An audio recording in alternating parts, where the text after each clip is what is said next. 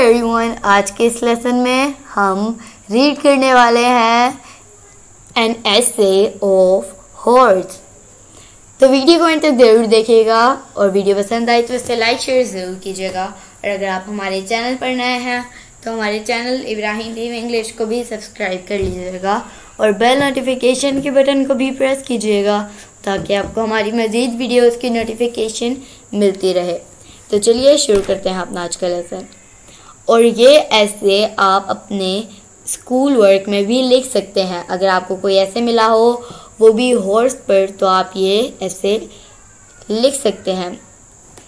चलिए शुरू करते हैं। I am a horse. I am a horse. I eat hay. I eat hay. I have long legs. I have long legs. I live in a field. I live in a field. तो दोस्तों, ये थी आज की हमारी video.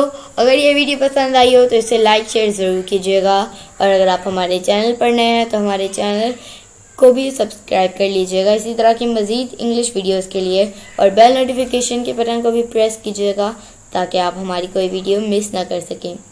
आपसे मिलेंगे अगली नेक्स्ट वीडियो के साथ। तब तक के लिए अल्लाह हाफिज़।